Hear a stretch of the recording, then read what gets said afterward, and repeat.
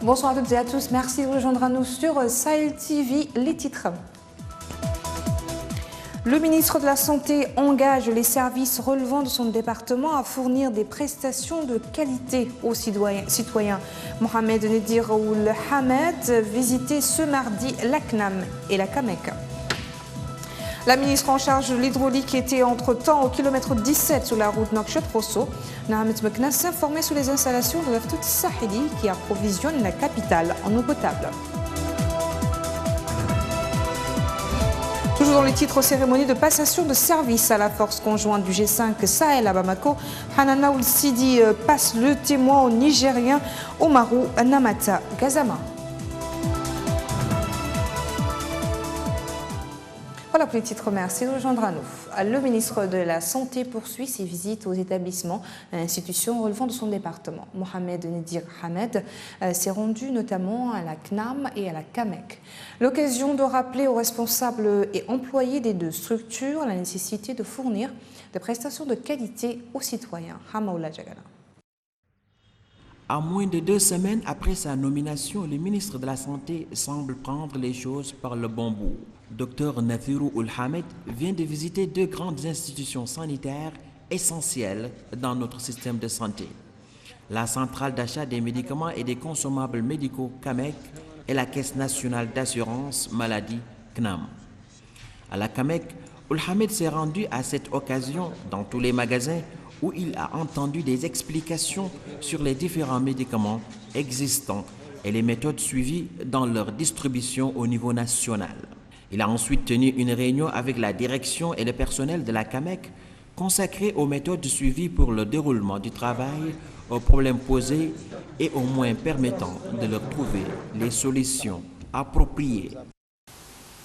Vous êtes ici assis dans une institution qui est cruciale pour la santé. Tout ce qu'on veut pour la santé, sa finalité, c'est le médicament. Il faut savoir que si on investit dans l'hôpital, des équipements, on construit, on forme un personnel, on a investi dans les ressources humaines, mais tout ceci, si le médicament n'est pas de bonne qualité, inutile.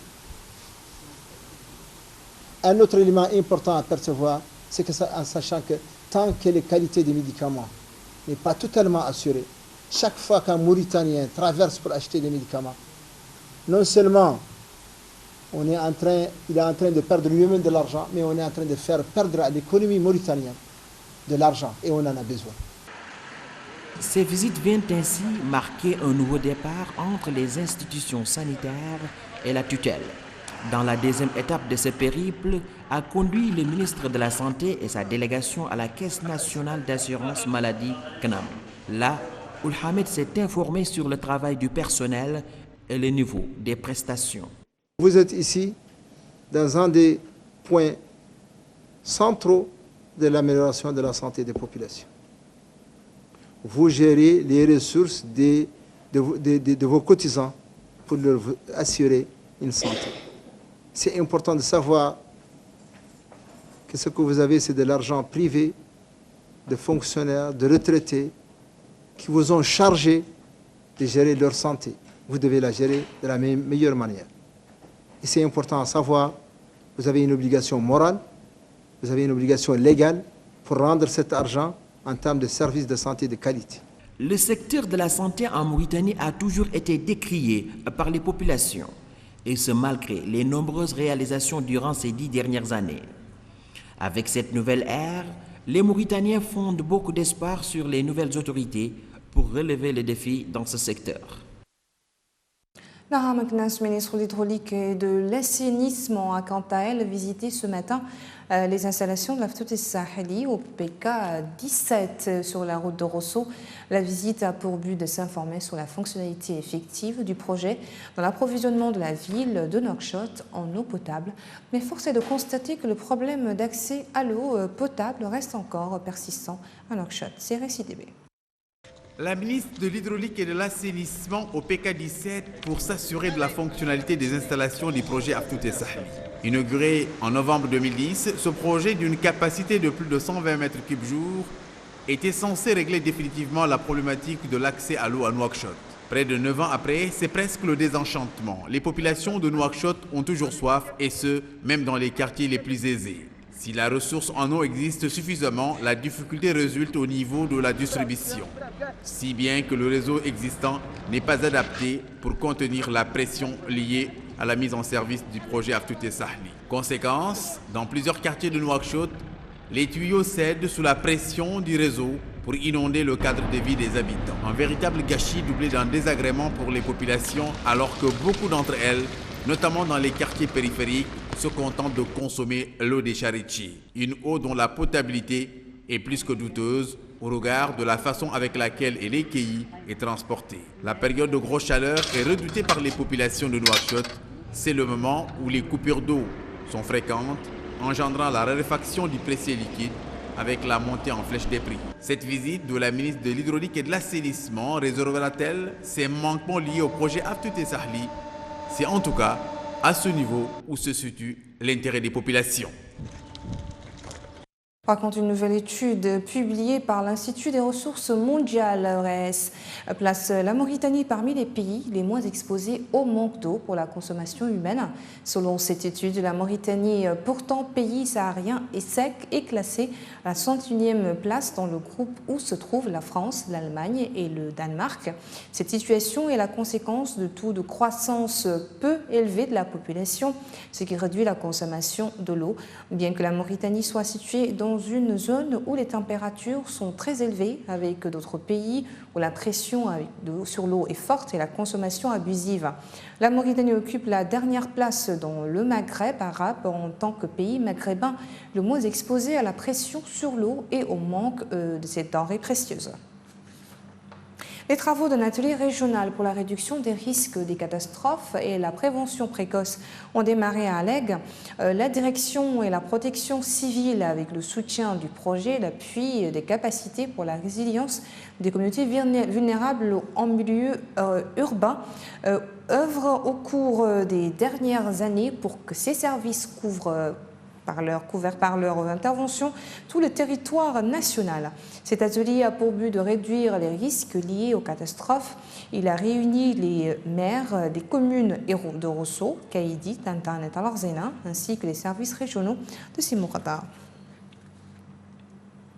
Le nouveau ministre de la Défense, Hanana Ould Sidi, a dressé un bilan positif de son mandat à la tête de la force conjointe du G5 Sahel qu'il commandait avant sa nomination. C'était lors de la cérémonie de remise de commandement de la force samedi dernier à Bamako au général de brigade Oumarou Namata Kazama du Niger.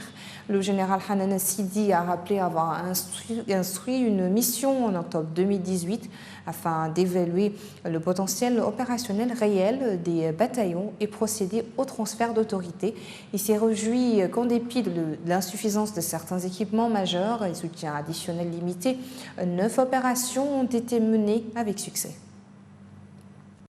Quand je suis venu, je me suis fixé 5 objectifs importants. C'était d'abord celui d'instituer, de mettre en place une chaîne de commandement courte, une discipline assez forte, une présence des troupes permanentes dans les zones sensibles, un lien renforcé avec les populations et un système de renseignement efficace. Et je considère qu'aujourd'hui, comme bilan, je peux noter avec satisfaction que ces 5 points ont été menés avec succès. Au Burkina Faso, l'état-major général des armées a annoncé hier qu'une attaque terroriste d'envergure avait fait plus d'une dizaine de morts parmi les militaires. L'attaque s'est produite dans la province de Souma. Plus de détails avec Hamaoula Djagana.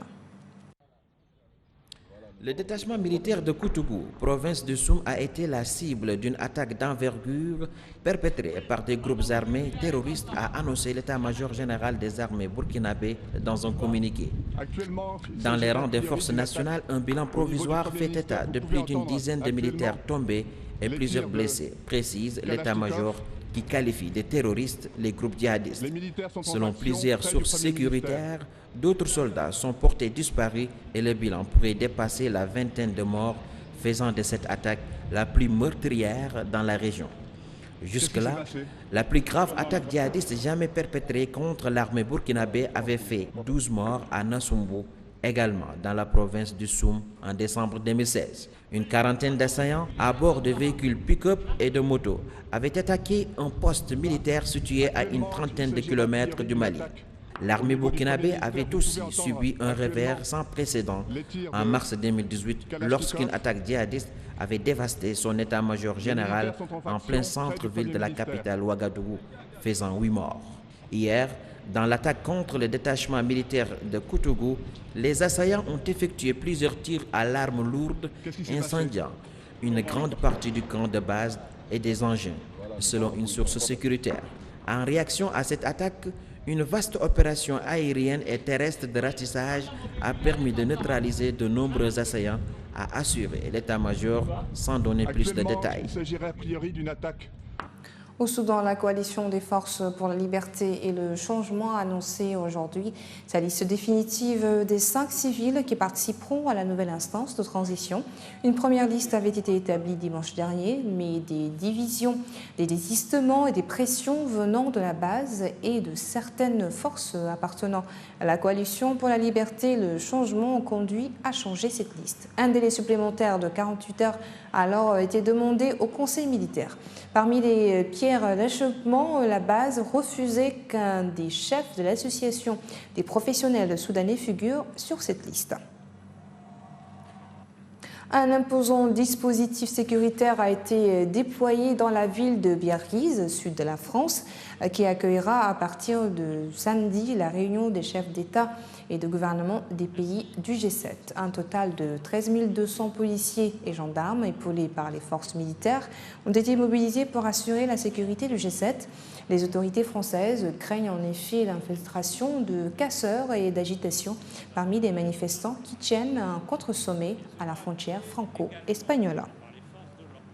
L'Espagne encore a annoncé aujourd'hui l'envoi d'un navire militaire pour récupérer les migrants à bord d'un bateau de l'ONG espagnole Protectiva Open Arms qui se trouve actuellement bloqué près de l'île italienne de Lampedusa.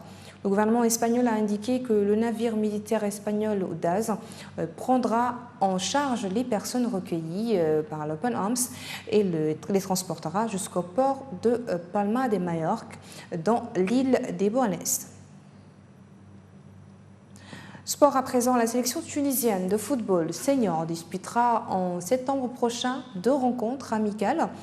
Face à la Mauritanie et à la Côte d'Ivoire, a annoncé mardi la Fédération tunisienne de football. L'équipe tunisienne retrouvera les Morabitounes le 6 septembre prochain au stade olympique de Hadès à partir de 19h, avant de se rendre à Rouen en France où ils joueront face aux éléphants le 10 du même mois. Voilà sur cette note sportive que s'agit de notre journal. Merci à vous de nous avoir suivis. Le rappel des titres. Le ministre de la Santé engage les services relevant de son département à fournir des prestations de qualité aux citoyens. Mohamed Nedir Hamed visitait ce mardi la CNAM et la CAMEC. La ministre en charge de l'hydraulique était entre-temps au kilomètre 17 sur la route de Nouakchott-Rosso. Nahament Meknas s'informait sur les installations de l'Aftout Sahili qui approvisionne la capitale en eau potable. Enfin, cérémonie de passation de services à la force conjointe du G5 Sahel à Bamako. Hanana Sidi passe le témoin au Nigérien Omaru Namata Gazama. Bonne suite de programme sur Sahel TV. Bonsoir.